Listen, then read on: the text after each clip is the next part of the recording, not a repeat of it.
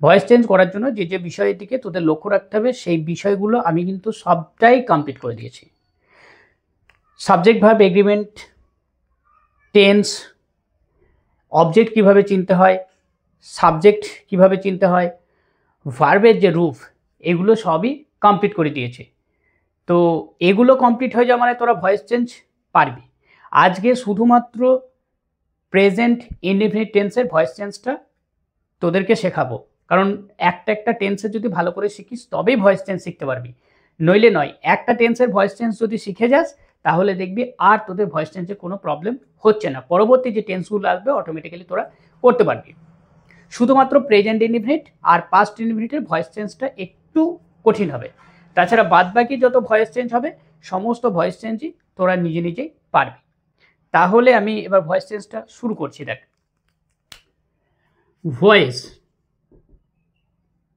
Voice হচ্ছে দুটো, একটা হলো অ্যাক্টিভ আর একটা হলো প্যাসিভ। বাক্যের ক্ষেত্রে আমরা দেখতে পাবো যদি অ্যাক্টিভে থাকে সেটাকে প্যাসিভে লিখতে হবে, যদি প্যাসিভে থাকে আমরা অ্যাক্টিভে রূপান্তরিত করবো। অর্থাৎ কি বলতে চাইলাম, অ্যাক্টিভ ভয়েসে থাকলে প্যাসিভ ভয়েসে রূপান্তরিত করব, প্যাসিভে থাকলে অ্যাক্টিভে রূপান্তরিত করব। আজকে যেটা দেখাবো প্রেজেন্ট ইনডেফিনিট টেন্স। তাহলে প্রেজেন্ট ইনডেফিনিট টেন্সের ক্ষেত্রে অ্যাক্টিভ থেকে প্যাসিভ বা প্যাসিভ থেকে অ্যাক্টিভ কীভাবে করতে হয় দুটোকেই করে দেখাবো। শুধু মন দিয়ে শুনবি, একটা ক্লাসেই যেন আমি কমপ্লিট করতে পারি এটা।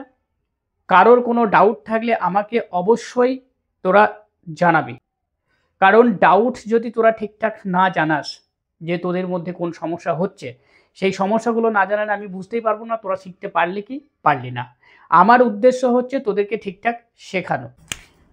Present indefinite tense, PRESENT, present INDEFINITE, indefinite tense. He buys a new pen, খুব সহজ সরল উদাহরণ নিচ্ছি, এই কারণেই খুব সহজ সরল উদাহরণ নিচ্ছি যাতে তোরা খুব সহজেই বুঝতে পারিস। খুব সহজ থেকে তারপর আস্তে আস্তে কঠিন উদাহরণে আমরা যাব। কি বললাম বোঝা গেল? বলেছিলাম ভয়েস চেঞ্জ করতে গেলে অবজেক্টকে চিনতে হবে। অবজেক্টকে চিনতে গেলে কি করতে হয় আমি কি বলেছিলাম আরো একবার বলে দিই। ভার্বকে কি বা কাকে দিয়ে প্রশ্ন করে যে উত্তরটা পাওয়া যায় সেটাই হলো অবজেক্ট। সে একটা নিউ পেন কেনে, কি পেন কেনে, কি কেনে, একটা নিউ পেন, তাহলে অবজেক্ট হলো এটা। প্রেজেন্ট ইনডেফিনিটে ভয়েস চেঞ্জের নিয়ম কি? প্রেজেন্ট ইনডেফিনিট টেন্সের ভয়েস চেঞ্জের নিয়ম হলো প্রথমে অবজেক্টকে প্রথমে কিসে রূপান্তরিত করব, সাবজেক্টে রূপান্তরিত করব। তারপর যদি এটা প্রেজেন্ট ইনডেফিনিট টেন্স হয় তাহলে এম, ইজ, আর, এই তিনটে বিভার্বের মধ্যে যে কোনো একটা বিভার্ব ব্যবহার করব এই অবজেক্টটাকে যে সাবজেক্ট করছি সেই অনুযায়ী। যেহেতু সাবজেক্ট ভার্ব এগ্রিমেন্ট যখন করিয়েছিলাম কি বসাতে হবে তোরা খুব ভালো করে জানিস কোন ভার্ব বসবে। তারপর ভার্বের তৃতীয় ফর্ম ব্যবহার করবি। ভার্বের তৃতীয় ফর্ম বলতে past participle form. Past participle form মধ্যে কি ডু, ডিড, আর একটা কি আছে ডান, এইগুলো যেটা রয়েছে এটাকে বলা হয় ভার্বের ফার্স্ট ফর্ম, এটাকে বলা হয় ভার্বের সেকেন্ড ফর্ম, এটাকে বলা হয় ভার্বের থার্ড ফর্ম। বোঝা গেল? ক্লিয়ার? এর আগের দিনে আমি বলেছিলাম তবুও আরেকবার বলে দিলাম। তারপরে কি ইউজ করবে, একটা বাই ইউজ করবে। তারপর যেটা হবে এই যে সাবজেক্ট রয়েছে এই সাবজেক্টটাকে কিসে রূপান্তরিত করবা, অবজেক্টে রূপান্তরিত করবা। ক্লিয়ার আমি যতটুকু করালাম? আচ্ছা ওকে। এইবার এই যে বাক্যটা এখানে দেওয়া আছে এটা প্যাসিভ ভয়েসে রূপান্তরিত করে দেখাচ্ছি। এটা অ্যাক্টিভ ভয়েসে দেওয়া আছে, কিসে দেওয়া আছে, অ্যাক্টিভে। রূপান্তরিত কিসে করব, প্যাসিভ ভয়েসে রূপান্তরিত করব, প্যাসিভ ভয়েসে। ওকে, প্রথমে বলেছি অবজেক্টকে সাবজেক্ট করতে হবে, তাহলে অবজেক্টকে এ নিউ পেন হলো অবজেক্ট। এইবার বলেছি অবজেক্ট অনুযায়ী এম, ইজ, আর। যখন সাবজেক্ট ভার্ব এগ্রিমেন্ট করিয়েছিলাম সেই সময় বলেছিলাম যদি সাবজেক্ট সিঙ্গুলার হয় তাহলে ভার্বও সিঙ্গুলার হবে, সাবজেক্ট যদি প্লুরাল হয় তাহলে ভার্বও প্লুরাল হবে। শুধু এক্সেপশনাল আই এর ক্ষেত্রে এম ব্যবহার হয়, আই এর পরেই শুধুমাত্র এম ব্যবহার হয়, অন্য জায়গায় কোথাও এম ব্যবহার হয় না। ক্লিয়ার? ওকে, তাহলে এটা সিঙ্গুলার সাবজেক্ট, মানে সিঙ্গুলার ভার্বটাকে ইউজ করব। এমটা তো আই এর ক্ষেত্রে হয়ে যায়, তাহলে এটা হবে না। আরটা হচ্ছে প্লুরাল ভার্ব, তাহলে এটা হবে না। তাহলে কোনটা হবে? ইজটা হবে। তাহলে এ পেন ইজ। তারপরে বলেছি মূল ভার্বের তৃতীয় রূপ। মূল ভার্ব কোনটা? বাই। বাই মানে কেনা, এটা ভার্ব। ভার্বের থার্ড ফর্ম কি? বাই এর ভার্বের থার্ড ফর্ম একটু দেখিয়ে দিই, দেখো বাই, বট, বট, বাই, বট, বট। তাহলে কোন ফর্মটা ব্যবহার করবো? এই থার্ড ফর্ম, এটাকে ব্যবহার করব। এটা সেকেন্ড ফর্ম, আর এটা হলো first form. First form, second form, third form. বসাতে হবে কোনটা? Third form. তাহলে বসাবো কি? বট, B O you G H T, বট। তারপরে বলেছি একটা বাই ইউজ করতে হবে, তাই তো? আচ্ছা, ওকে, তাহলে এটা বাই ইউজ করলাম। তারপর কি বলেছি? সাবজেক্টকে অবজেক্ট করতে হবে। এবার সাবজেক্টকে অবজেক্ট করার সময় আমি একটা বিষয় শিখিয়েছিলাম ভয়েস সেন্স শেখানোর আগে, এর আগের ক্লাসে কি শিখিয়েছিলাম একটু দেখে নাও। হি থাকলে হিম ব্যবহার করবা, তাই বলেছিলাম। সি থাকলে হার ব্যবহার করবা। দে থাকলে দেম ব্যবহার করবা। উই থাকলে আস ব্যবহার করতে হবে। তারপরে ইট থাকলে ইট ব্যবহার করবা। কারো নাম থাকলে, যেমন নাম থাকলে রাম ব্যবহার করে দিলাম, বোঝা গেল? কারো নাম থাকলে কারোর নাম। থাকলে কি ব্যবহার করব আমরা? আই থাকলে মি ব্যবহার করব। তো এই বিষয়টা, তাহলে এখানে সাবজেক্ট আছে কি? হি। তাহলে হিটা চেঞ্জ করে কি হবে? হিম। ক্লিয়ার প্রত্যেকে? কিছু জনের ডাউট মনে হচ্ছে, তাই তো? আমি আরও একটা উদাহরণ দিলে তখন বুঝতে পারবি। তাহলে চল আমি পরবর্তী আর একটা উদাহরণ দিই, তাহলে তোদের কাছে সবটা ক্লিয়ার হয়ে যাবে। আই লাইক হার, আমি তাকে পছন্দ করি। হাসিস কেন?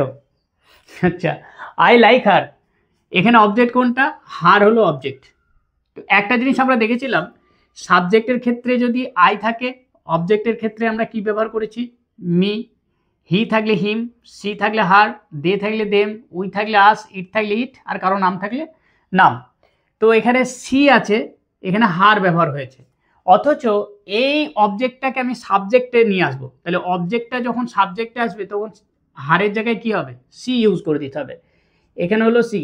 এইবার বলেছি সাবজেক্ট যদি সিঙ্গুলার হয়, ভার্বও সিঙ্গুলার হবে। এখানে এমটা তো আই এর জন্য, এটা নয়। আরটা তো প্লুরাল ভার্ব, এটাও নয়। তাহলে এখানে কি ইউজ হবে? ইজ। তাহলে সি ইজ। তারপর এখানে যেটা দেওয়া হয়েছে ভার্বের তৃতীয় রূপ। ভার্বের তৃতীয় রূপ কি হবে?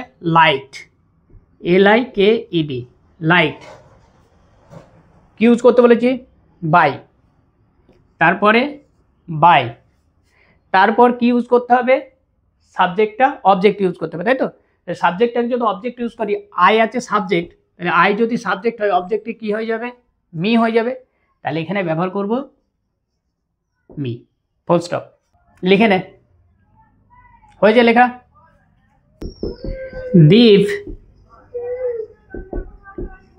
Drives the car, Deep drives the car. এখানে অবজেক্ট কোনটা তোরা বলবি? এখানে দা কার হলো অবজেক্ট, তাই দা কার অবজেক্ট বসালাম। এবার এটা কি? সিঙ্গুলার সাবজেক্ট, তাই তো? তাই সিঙ্গুলার সাবজেক্ট মানে এখানে ইজ হবে। তারপরে মূল ভার্বের তৃতীয় রূপ, মূল ভার্ব এইটা, তৃতীয় রূপ হবে দেখো ড্রাইভ, DRIVE, ড্রাইভ। তারপরে ড্রোভ, তারপরে একটা ড্রিভেন, DRIVEN, ড্রিভেন। তাহলে থার্ড ফর্ম হলো এখানে ড্রিভেন, DRIVEN, ড্রিভেন। তারপরে বাই ব্যবহার করতে বলেছি, বাই। তারপরে সাবজেক্ট অবজেক্ট, কোনো নাম থাকলে নাম নামই থেকে যাবে। তিনটে উদাহরণ অ্যাক্টিভ থেকে প্যাসিভে করালাম। এবার প্যাসিভ থেকে অ্যাক্টিভে কিভাবে ফিরবি সেটা দেখাবো। The letter is written by her, একটু মন দিয়ে শুনবে। যখন প্যাসিভ ভয়েসে করেছিলাম অ্যাক্টিভ থেকে, তখন এইটা করেছিলাম, কিন্তু এটা আছে কিসে? এটা আছে প্যাসিভ ভয়েসে, এটা আছে প্যাসিভে। রূপান্তরিত কিসে করতে হবে? অ্যাক্টিভে। প্যাসিভে যখন থাকবে, যখন অ্যাক্টিভে রূপান্তরিত করবি তোরা, তখন শেষেরটাকে আগে নিয়ে আসবি। শেষেরটা হার আছে, এখানে এসে কী হয়ে যাবে, সি হয়ে যাবে। বোঝা গেল? যেহেতু অ্যাক্টিভ থেকে প্যাসিভ যখন করছিলাম সাবজেক্টকে অবজেক্ট করেছি, নিশ্চয়ই সি ছিল, হার করেছি, তাহলে একে সাবজেক্টে ফিরিয়ে নিয়ে আসলে সি হবে। এটা যেহেতু প্রেজেন্ট ইনডিফিনিট টেন্স, তাহলে প্রথমে প্রেজেন্ট ইনডিফিনিট টেন্সের নিয়ম কি, প্রথমে সাবজেক্ট হয়, তারপরে ভার্বের ফার্স্ট ফর্ম হয়, তারপরে অবজেক্ট বা অন্য কিছু যা থাকে সেটাকে বসানো হয়, তাই তো? তাহলে প্রথমে সাবজেক্ট ইউজ করলাম, সাবজেক্টের পর আমাকে ভার্ব ইউজ করতে হবে। ভার্ব কোনটা? এখানে রিটেন আছে, কোন ফর্ম ব্যবহার করতে হবে, ফার্স্ট ফর্ম। তাহলে রাইট, WRIT, রাইট, এটা ইউজ করলাম। আচ্ছা, এটা যেহেতু থার্ড পারসন সিঙ্গুলার নাম্বার, তাহলে এখানে ভার্বের সঙ্গে এস বাই এস যোগ হবে। মনে আছে? থার্ড পারসন সিঙ্গুলার নাম্বার হলে ভার্বের সঙ্গে এস বাই এস যোগ হবে, তাহলে এখানে কি হবে, একটা এস যোগ হবে। Rights the letter, the letter. এটা একটু তোদের কাছে কঠিন মনে হবে, কিন্তু এইটাকে আবার ঘুরিয়ে এটা কর, প্যাসিভ ভয়েসে কর, দেখ এটাই আসবে। প্রথমে সাবজেক্টকে অবজেক্ট কর,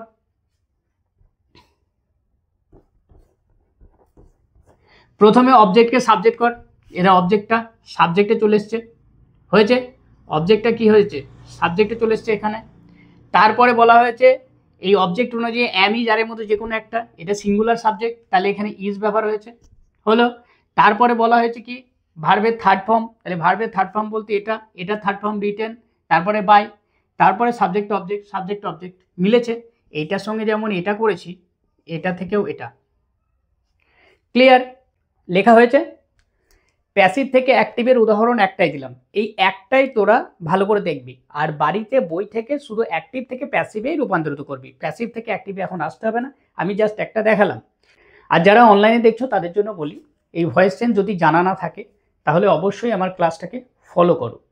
এই ভিডিওটা যদি দেখো তাহলে তোমাদের ভয়েস চেঞ্জে আর কোনো প্রবলেম থাকবে না, আমি আশা রাখছি। শুধুমাত্র আমি আজকে ক্লাস 8কে পড়াচ্ছি এখানে, এবার কেউ হয়তো মাধ্যমিকে পড়ছো, 11-এ পড়ছো বা 12-এ পড়ছো, তারাও হয়তো ভয়েস চেঞ্জ জানো না, তারাও এই ভিডিওটা দেখতে পারো। ইভেন অনেকেই রয়েছে যাদের হয়তো ইচ্ছা যে ভয়েস চেঞ্জ শিখবো বা ন্যারেশন চেঞ্জ শিখবো, তারাও এই আমার এই ভিডিওটা দেখতে পারো। তাহলে ভিডিওটা এইটুকুই, দেখা হবে পরবর্তী নেক্সট ভিডিওতে। Thank you for watching my video.